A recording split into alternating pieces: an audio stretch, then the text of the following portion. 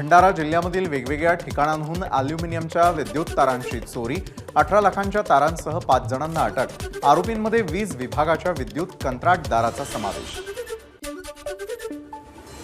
पंतप्रधान नरेंद्र मोदी 18 जूनला वाराणसी दौऱ्यावर। यावेळी पंतप्रधान मोदी काशीतील 300 शेतकऱ्यांना घर देणार, सन्मान निधीचा हप्ता देणार। इटलीमधील वीर सैनिक यशवंत घाडगे यांच्या स्मारकाचा भारत विकास करणार, पंतप्रधान नरेंद्र मोदी यांचे इटलीच्या पंतप्रधान जॉर्जिया मेलोनी यांना आश्वासन। चांद्रयान-1 मोहिमेचे डायरेक्टर श्रीनिवास हेगडे यांचं निधन, वयाच्या 71व्या वर्षी घेतला अखेरचा श्वास।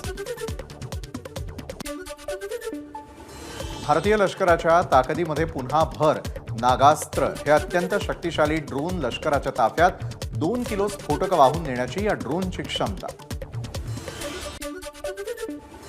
उत्तराखंडमध्ये प्रवाशांना घेऊन जाणारा टेम्पो अलकनंदा नदीत कोसळला। अपघातामध्ये 12 जणांचा मृत्यू। बद्रीनाथ महामार्गावरील घटना। T20 विश्वचषकात आज भारताचा सामना कॅनडासोबत होणार। रात्री 8 वाजेपासून सामन्याला सुरुवात होणार।